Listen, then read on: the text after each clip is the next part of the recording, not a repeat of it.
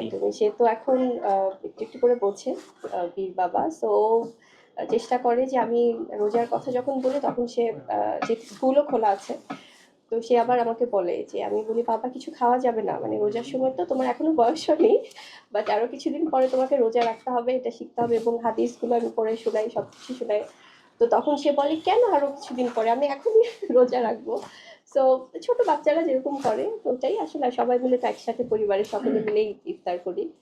তো খুব আনন্দ হয় আসলে সময়গুলো মনে হয় এটাই জীবন জীবন মেয়ে অনেক কি সুন্দর। বাবার সাথে কি ইফতার করে কিনা? বাবা তো এখন দেশের বাইরে, আসবে খুব যখন শীঘ্রই। যখন থাকে হ্যাঁ, থাকে অবশ্যই। তো একসাথেই বাবা ছেলে মিলে এবং দাদা দাদি মিলে সবাই ফুপা ফুপি সবাই প্রত্যেকে আসলে পরিবারের বা নানা নানি মানে পুরো পরিবার সবাই তো আমরা একসাথে ইফতারটা করি। তো চেষ্টা করি যে এই পারিবারিক বন্ধনটা যেন সবসময় থাকে।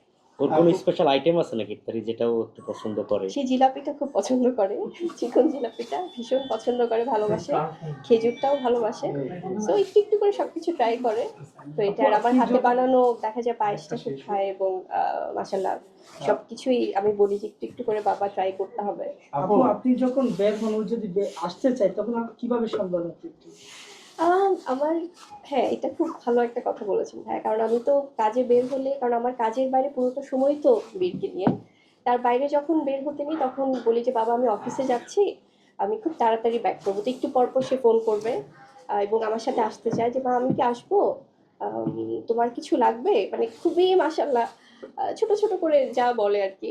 তো একটু পরপরই ফোন দিবে। কিছুক্ষণ আগেও ফোন দিচ্ছিল। তো আমার খুব খোঁজ খবর রাখে। মানে ও এখন আমি মা কি? মানে সেই আমার বাবা আরকি। মানে সেই আমার অভিভাবক এখন।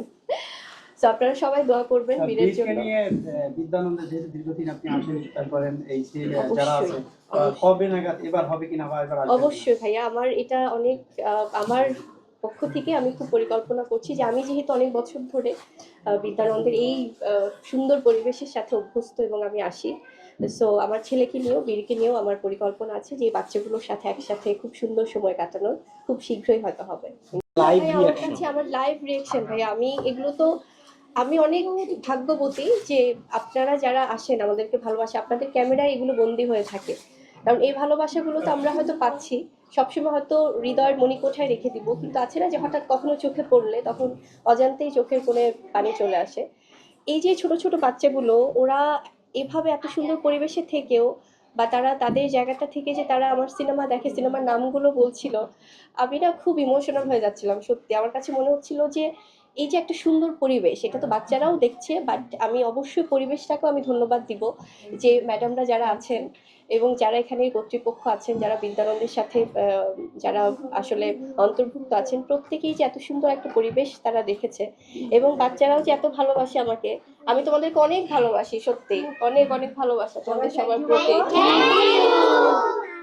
অনেক অনেক ধন্যবাদ সত্যি এই ভালোবাসা নিয়েই আমি বেঁচে আছি এবং সারা জীবন বেঁচে থাকতে চাই